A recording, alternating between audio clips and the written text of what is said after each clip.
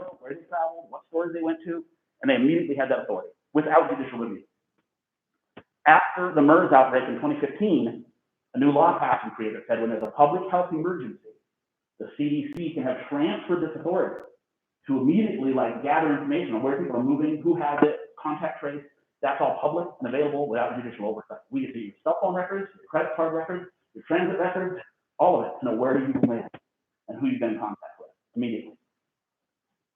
And they roll, this is the national CDC rolling through the cities constantly, cleaning everything up, everywhere you look. They ushered in, within 1 month of case number 1, they ushered in 4 nationwide fast and free testing programs around the nation. So everybody can get tested, just fast and free. Show up without appointments, just get tested without symptoms. If you want, it's free and done. And they did that within 1 month. They set these phone booth coronavirus test stations everywhere. These are keep the people getting the test safe. And they would take little phone booths. You'd walk in, they'd immediately quickly squeeze their hands out, and the test, it's done. You'd have your results within hours with rapid testing as well. 80,000 tests within case 1. Within 2 months, Korea had tested 250,000 people, 20 times the number of America per capita. By June, it had the highest per capita rate in the world, 1.2 million tests, driven by this federal effective government that did it so fast. Meanwhile, in the USA, if you all remember this, I'm sure, it was just chaos. We didn't have an effective national regime to drive testing in America. In fact, we had, where they did try to have testing sometimes, here's Florida, their first days of testing, so few tests that people lined up for hours in their cars to get to it. Harder, and as each month went by, they became harder to get to, as more and more people wanted them. Donald Trump said, that quote under Trump is, if we stop testing now, that'd be a good idea, because we'd have fewer cases. You may remember this. So our national leadership is the opposite. Let's not test. Let's make it chaotic. Let's there's going to be a long line. There's not going to be driven by a national regime.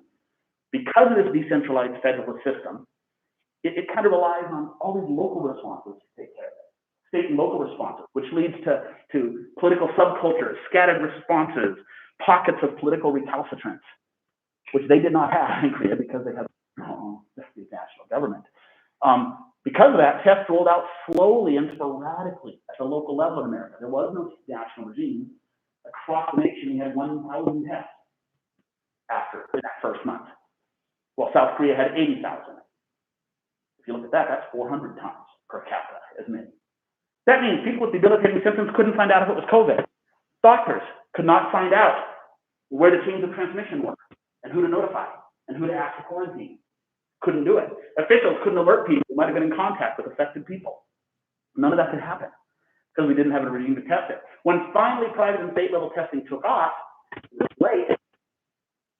Every 2 to 3 days, we were doubling our case count. It was the genius of law. 800,000 cases April 20th. Testing. How about, keep this in mind, it was also free in Korea. Fast and free. In America, my test, when I got my first test, I don't know, in the early days, way back when, it was to get Korea, I had to be tested. So I had to prove, first of all, I had needed to be tested for a reason. It was a limited test when I was one of the early testers, and then it was $100. Well, that's a description. They're $175 to get a COVID test. Median price of a COVID test was $127, about 2020. Texas and Oklahoma charged $500. Out of network charged $1,000. Oklahoma Insurance Commissioner said there's nothing we can do. We have a free market. They can charge what they want. Insurance doesn't cover it, doesn't have to. Only when Biden was elected in 2021 did the CARES Act say insurers must cover a COVID test, which in America meant something but not everything because 87 million people don't have insurance. And after COVID, another 22 million lost their insurance. All those people have to find a way to pay or figure out how to get the test. South Korea's single-payer healthcare system, far greater testing capacity. That's how it got the highest per capita testing rate in the world. Fast, free, available everywhere, driven by the national level. How about PPE, masks and personal protective equipment? When I showed up in Korea, everyone would get quarantined, and they said, okay, and we'll send you every week. We'll send, and more if you need it, we'll send you boxes of food and supplies. That's sent to your door. As you see in that picture, sent to your door. Fruits, vegetables, food, sent to our door, masks, cleanser, From the government. The government said this, everybody in quarantine, and others who requested it. If you got contact trace and they said you need to be in quarantine, then you could have it sent to you. Well, Trump said, we don't have a national government system here. Everybody needs to get their own supplies. Every state needs to figure it out for themselves. The government is not to play a leadership role in making sure these supplies are given out. It really is up to states. His quote was, governors should try to get it yourselves. And that led to states like New York and Florida trying to outbid each other to see who could get the most supplies. Rich hospitals bought the supplies they needed. Lower income hospitals were priced out. That's all documented. We didn't have a national, like, we're at war with COVID, they don't have a national response. It was like, everybody just figure it out yourself. I have a question. Yes. On the picture it says, I love Korea, and under it says, I love... Jeonju, the city in Korea. Yeah, that's a city that must have been where that picture was from. How about masks and whether they're worn or not? Of course, America has no national mask mandate, no coherent lockdown directive. So every state, every locality kind of goes their own way. They still are. Now, this is beautiful it leads to a beautiful cacophony of colorful masks. like where you have to wear a mask and where you don't and when and who might have a mask or not. I mean, this map over here with the purple shows how likely you're going to meet people wearing masks. The red one shows, how likely there's going to be a mask mandate. Red being not very likely. It was just chaos. It's chaos. It's silly. Whether you have to wear a mask or not. That doesn't work well with the virus. We all know that. Meanwhile, I spent a year in Korea. They never wear masks nowadays. But it didn't feel, it was a mandate. It wasn't like the government was constantly like, everybody wearing a mask. It was just done. It was a mask mandate, but there was not once that I was having public, not to go to my mailbox, not to, run just right outside my door for a few minutes, that you didn't wear your mask. You immediately put that on. It was so weird when I got back to America and got that plane, and every time I step out of my car, I immediately put on my mask. Like, nobody else is. It was just weird. It felt dirty, honestly, because I was used to like everybody wearing their mask all the time. Now, when you go to a restaurant, once your food arrives, yes, of course, you have to take your mask off to have your food or drinks. There's places where you took it off because you had to, and that was pretty much it. While you were waiting for your food, it was on. As soon as you finished your food, it was on. People wore their masks. And there was a national mandate, which gets to. So the fact that the mandate speaks to national power. The fact that Americans won't wear masks speaks to our barren culture of individualism without collective responsibility. These headlines all speak to that. We say no to mandatory masks. You see these polls now and again. This is an individualism poll. The very top of it shows the United States ranks 91 in individualism. The very bottom is South Korea at 18. So I know that sometimes people don't like to talk cultural differences and everything. There's something going on here. Culturally different people willing and believing that they have to mask to help other folks. Well, in America, this kind of stuff is everywhere. My body, my choice. 40% of Americans who won't wear a mask say it's my right as an American not to wear a mask. Another 28% is just too uncomfortable. 24. Governor Noem, quote, the most significant takeaway is we need more freedom, not more government. Freedom is a better friend of science than government is. So she won't have vaccine mandates for schools. She won't have mask mandates. DeSantis called Florida an oasis of freedom, which will never impose mask rules. And in Michigan, armed protesters show up in Michigan State House trying to reverse the mask mandate, saying we're here for freedom, we're going to have guns to our legislators because they're telling us to wear masks. That's what's going on here. Trump urges them on, saying liberate Minnesota, Michigan, and Virginia. Public officials leave their office for talking about wearing masks. That is a different culture. And that's something to do with our broken politics.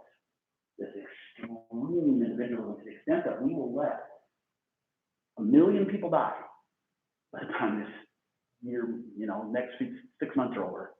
1 million people die because it's my right as an American not to wear a mask.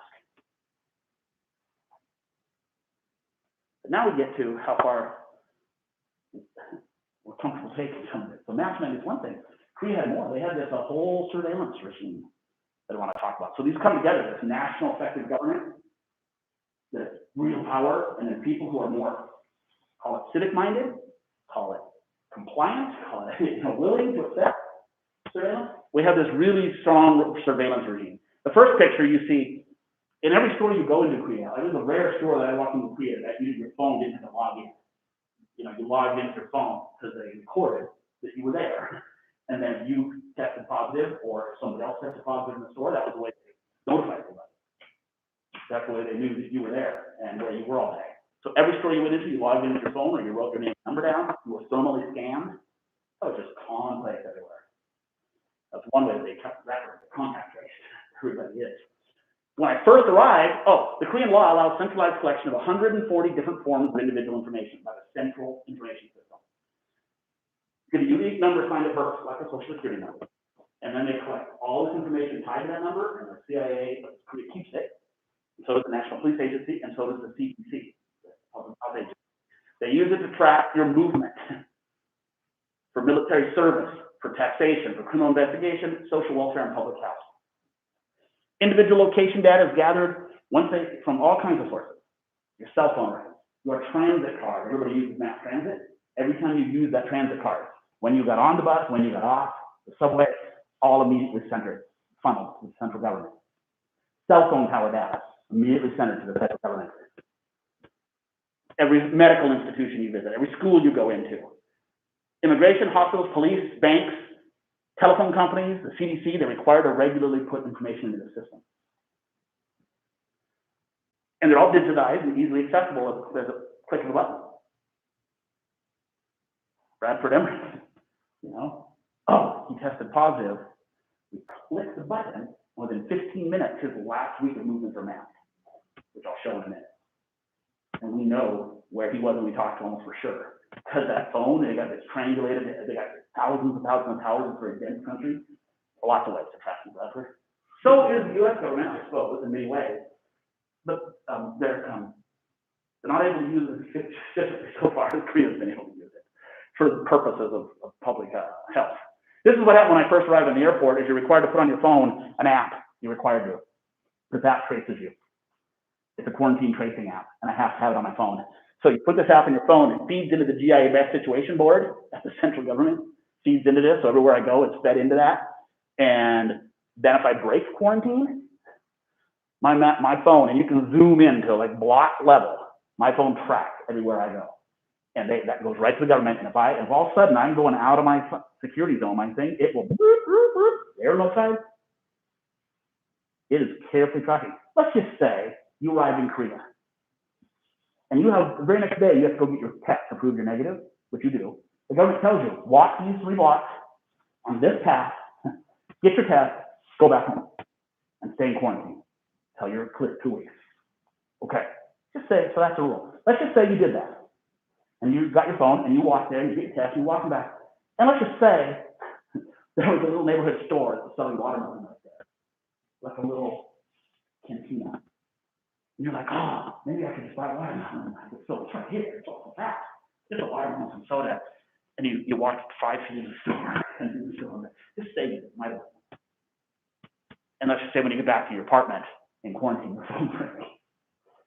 And they're like, it appears you were off the track. That's a deportable offense. And you're like, shit, I just took 6 months in here. It's literally day 1. So then you got to convince that, no, I didn't, or I made a mistake and it'll never happen again. And then you maybe get off it for that time. They go, okay, but be careful. You're on the freaking map. I'm not saying that happened. If you're an idiot, stupid, just idiotic and selfish, you might have done that. But they knew you did. Right away, your phone's ringing. In fact, if you don't move your phone for a couple hours in your unit, they'll be calling you. Why is that phone not moving? Because they're afraid you left your unit and left your phone behind. So they'll call like, you still there? You're like, yeah, I'm here. Okay.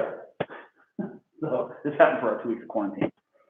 Once you get off of quarantine, now you're moving around the city fine. It's all open now. It's all good. You can go to your concerts and restaurants and good things. But you're being tracked. The phone's tracking you. Your transit card's tracking you. Because when someone tests positive for COVID, and remember, it's lots of testing, fast and free, lots of it. soon as someone tests positive for COVID, they want to know where that person moved, like what their path was, so that everybody in that path can be reached out to and notified, you all need to get tested. That's contact tracing. Who did you contact? All those people will get an automatic notice on their phone. Plus, a lot of legwork too. People, Korean government will go out and knock on doors. You need to go get tested because you were within so many feet. And plus your phone tells you, you were within 100 meters yesterday of this person. You should go get tested. That's how they tracked everybody. That's how they kept it under control. And only had 20 cases a day. They published it all. It was put up on websites. You could get apps from private companies or the government. You could go and we lived right along the Han River there, but every day we could look at who's got COVID around us. Not only there, but you can get really detailed. You can click on one of these buttons and start pulling up like this blue one on top. List what bus they got on, at what time, what store they visited. You got the maps down here. You can pull up any of these maps and look at them. I can click on a building. You see all the like blue heads in the top right. You can click on a building and see how many people in that building have it. Let's look at this one here. This is case 17 in the nation. Click on the guy, click on him. Public information. He was a male, 38 years old. Contacted 290 people. He went to Guangzhou Station this day by bus around 2015. He visited a convenience store, E-Mart, at 2015. He met an acquaintance in front of the station in the acquaintance's car. He boarded a bus, and I can click and see what bus that was if I want to, and went home by 2050. Wow. Americans like a little work. if they thought every time I go to the doctor, so they can click and see that history. You can get a phone thing on your app at any time I'm in 100 meters or something. COVID. My phone says, you've been in 100 meters. So someone tested positive. Corona 100 meters. The lunchtime rush to the Seoul restaurant with almost every table taken, one diner test positive for coronavirus. This begins at who else is infected. It starts with a phone call confirming the patient's ID from a health official to an epidemiologist investigator. Mobile phone, credit card check follows. Meanwhile, Rory, a contact tracer and a colleague visit and trace the footsteps. The restaurant then shows where the customer was sitting and shares the CCTV footage. Being checked to close by and needs to be warned. The owner and staff have already tested negative. We make at least 10 of these visits a day, rarely finishing work before 9 p.m. She tells me the person having lunch with her husband is not wearing a mask and is a close contact. He has been contacted, tested, quarantined for 14 days. With hundreds of new cases every day, this work is becoming harder, with many cases now shown as untraceable. If the mobile phone and credit card usage isn't quite enough to gain a full picture, then contact tracers track the individuals moving to a listed CCTV centre. And find out exactly where a confirmed case went, who they met, and crucially, they say whether they were wearing a mask. 3,000 cameras covered the Seoul district of shows small neighborhood Seoul, 3,000 cameras tracking everybody for COVID. The mayor of Seoul says the reason this third wave is so difficult is because infections are happening in all cities and districts. Okay. So today, Seoul actually has 2,000 to 3,000 cases a day. So they've blown up a bit as they've opened up more and more to like international travel. I just wanted to say that for sure. That's what she's saying. It's kind of getting harder and harder because we have so many cases. But still, compared to America, it's just nothing like it. But back in the days when there was only 50 a day, 20 a day, like this is how they kept it under control. These CCTVs are interesting. Korea has a long experience of relationship with lots and lots of cameras, CCTVs. In fact, they have 10 million CCTV cameras feeding information into the central government, like tracking base. One for every 5 persons in Korea. They estimate that your image is captured by these cameras about 100 times a day. That your image, your identifiable image is captured, tracking where you're going in that city, in that nation. Yes, for public health, like we talked about, it also tracks for crime. It also tracks like tax cheats. It tracks people and keeps track of them. These are the cameras that are over the bridge system that they track all the time because there's a lot of suicide. Korea has a high suicide rate off these bridges, so they have lots of cameras tracking that. And they can immediately identify it. We saw someone jump off the bridge right below our house. We didn't see it, but we saw the immediate quick response where they saved their life, partly because these cameras immediately identify it happens. And buzzers go off. It's cradle to grave. is required by law in Korea that if your kid is under 18, they must have a tracking app on their smartphone that feeds their parents. Parents must use it. That tracking tells the parents where the kid is exactly all the time. If they went out of an identified security zone, the parent is notified. If they swear and use cuss words, parents can hear that. If they're visiting game sites or pornographic sites and stuff like this, the parent doesn't want, it can all be notified. Parent can shut it down with a push of a button. Required by law, this tracking app. So you start already with, it's called the Smart Sheriff, and then later it was called the Cybersecurity Zone app. Every phone must have it if your kid is under 18. It's up to you if your parents use it or not. That starts to build this comfort, which that's just how our system is. That's how our system works. Seniors, many of who live alone in Korea, there's this new thing they're spreading, which are these cyber monitors. Seniors can opt into it. They don't have to. They can opt into it, and then it'll track everything happening in their house. Do they happen to say a lot of sad things living alone? I'm so depressed today. I wish my kids would visit me. Why don't you living? They say these kind of things a lot. Or it can go up. And maybe try to help. If they quit moving for a while, if like the air in their unit seems unhealthy because it senses the air quality, all these things allow authorities, public health authorities, to help people not die alone. Commit suicide and things they may do. So cradle to grave, they've got a nice relationship with surveillance in this country. Seoul this year, while I was there, said we're going to really blow this up with 150,000 more sensors the government's going to install everywhere. Sensors to put on the cameras where there's a loud noise all of a sudden, the camera will go to that loud noise. And like, what was that all about? Sensors to track the structural integrity of buildings. So if they start to get weak, like sinkhole kind of thing, notify. Sensors to track kind of small crosswalks, that when someone approaches it, they get a thing on their phone. You're approaching the crosswalk. So if you're like looking at your phone, they'll tell you, like, look at your phone, look at the crosswalk. Track air in apartments. Centrally managed, cantilevered on all the apartments, so the windows are like, keeping it thermally controlled, the right temperature. They're dramatically, it's the world's most dense network of Internet of Things, high-tech sensors in the world, is the city of Seoul. They've embraced it. Yeah. What is the Internet of Things?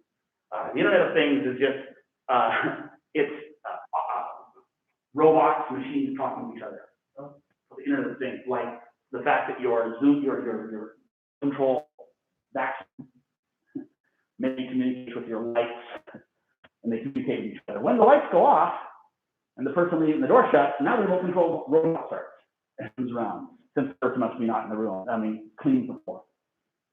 So they call it the Internet of Things, because it isn't people communicating with each other so much as machines communicating with each other. Well, this all is, I was surveilled a lot last year, and I liked it.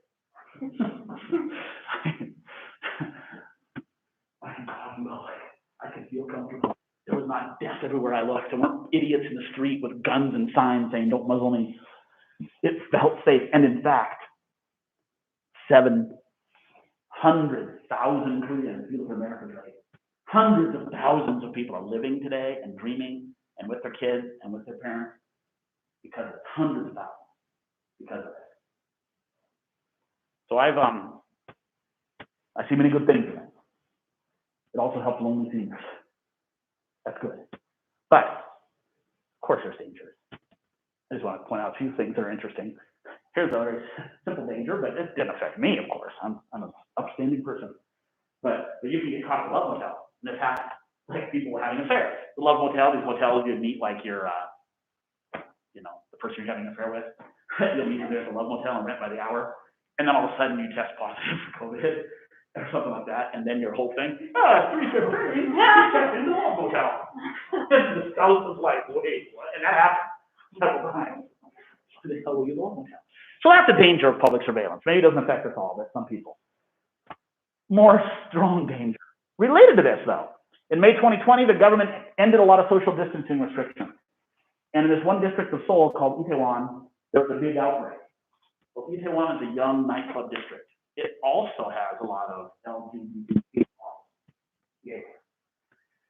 When that explosion happened, not only did lots of media reports start saying, "Oh, look at this hedonistic lifestyle, these amoral people, they're causing COVID." So Korea is much more homophobic than America. It's a tough nation to be out in. And right away they start getting harassed. At the same time this is happening, now the government's going to post movement to people over there and require them to be tested. Like literally, like the only people being tested until that time were like this. There was no cases except this district. So everybody that showed up to be tested, well, you must have been at the gay bar. You're publicly outing them. You're outing people publicly. And in fact, that's what started to happen. People started to publish personal information and pictures of suspected queer patients online. It caused lots of troubles for these people. In this case, government COVID transparency, testing mandates, government decontamination, this is all in Itaewon, these pictures, posed a real problem for queer folks trying to live safely and under the radar and with dignity. Because that's a real problem. So it led to a campaign where Queer Action Against COVID in Korea pushed hard. We're not going to get tested unless the government changes its policies and allows for anonymous testing, sets up kind of secret anonymous testing sites. And they had to do that to get this community to safely be tested. So, of course, there's serious problems that need to be thought about with all this public surveillance and public information. The last point I want to make is what accounts for this. Vaccination rate in South Korea is now 81%, USA about 59%, even though South Korea produced no vaccine. And America produced tons of vaccines. And Korea was very slow to get started because it had no vaccine. When I came back to America, I hadn't been vaccinated because Korea had already started. But within months of starting, everybody got vaccinated, and they finally got the vaccine. Why? Yes, everything I've said so far accounts for it, but I think a lot of that comes down to my final point, which is sheer quackery. Just, better go back. Sheer quackery. This insane leadership we've had in this country. You all remember this, I know, what Trump said, dismissed all his scientists as having no expertise, and he said, nobody's a match for me with my natural ability to understand COVID. Maybe I have a natural ability, I'm a super genius. And this becomes a culture on the right of just dismissing science. He filled his administration with inexperienced newcomers, said scientists are part of a deep state out to get him. He disassembled his pandemic office right before the pandemic struck. He pulled out of the World Health Organization in the middle of the pandemic. And it becomes, because they just embrace Trump, it just becomes a badge of honor among half this country to be anti-science. How the hell am I going to be able to drink a beer with my mask on? Says DeSantis. Don't Fauci my sword, just in this.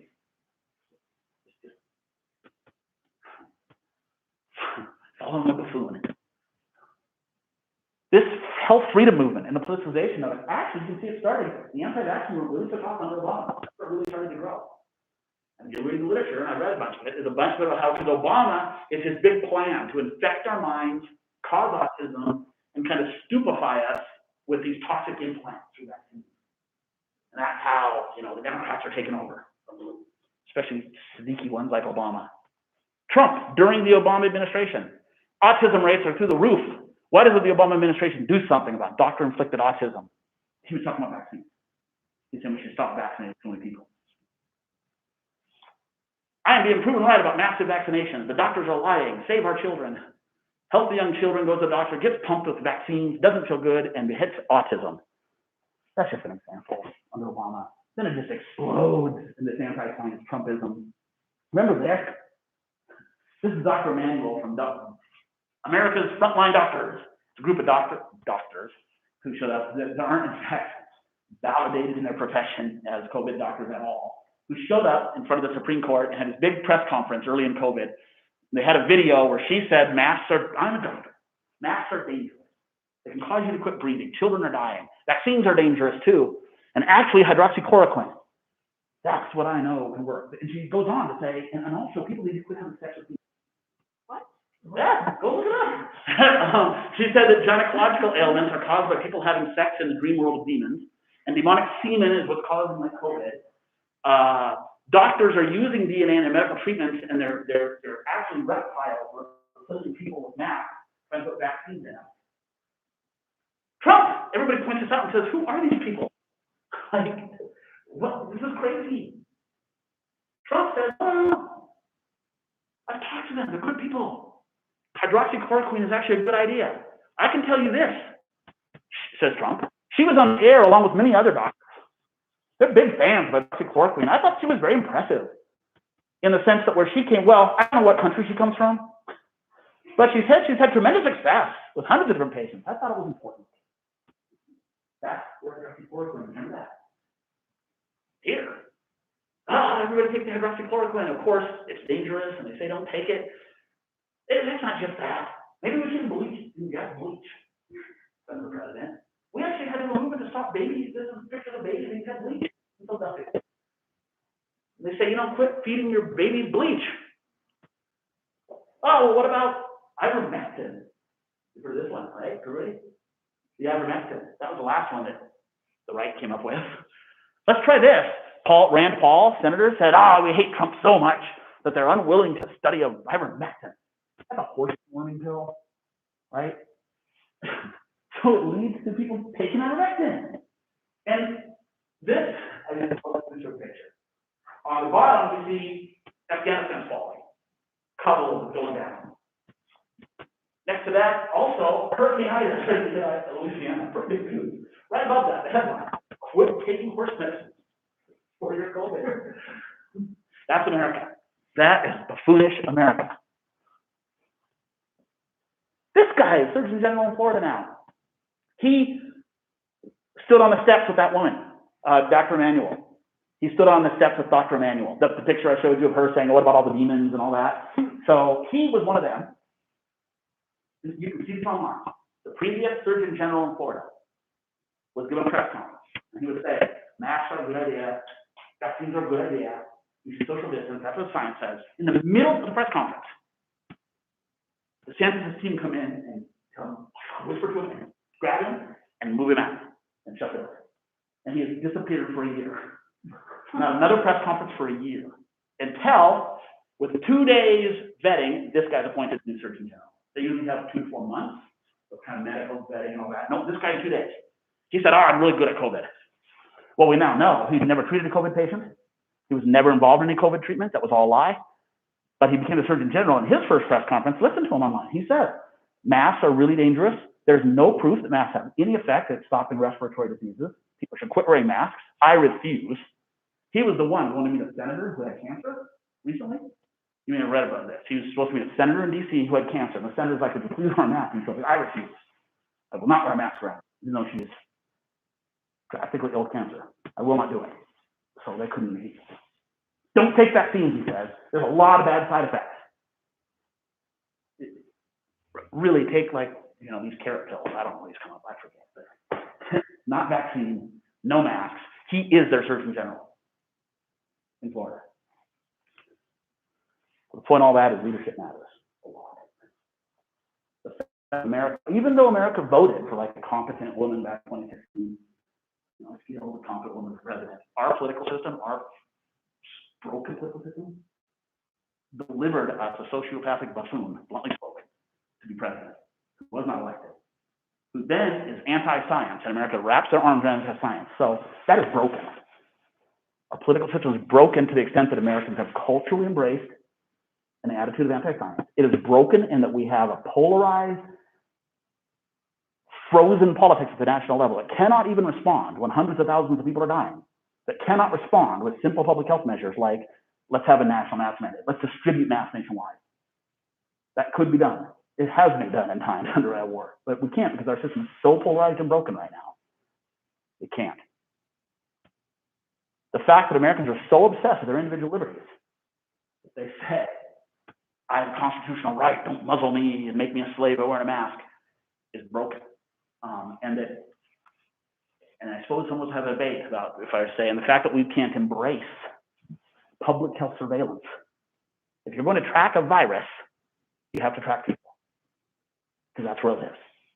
So you've got to have surveillance of people and know where they are and who they talk to so you can stop it. Or we can say, you know what, I don't want that. I'm just going to have hundreds of thousands of people die. And I know that's a balancing act. But I think we have good evidence that right now Americans aren't balancing it well. And our politics are broken, and our friends and neighbors and people and family members are dying. And it doesn't have to be this way. We could be open and have no deaths. No deaths, some deaths. We could be like South Korea, like so many other, Australia. That's what I have to say. That's America's broken politics. Thank you. We have 9 minutes. That's not a lot of time. I can sit for a couple minutes after if you want. Are there any questions, comments, commentary? Were there any instances of protest in South Korea against the measures that were being taken? Yeah, thanks. Yes. So Korea also has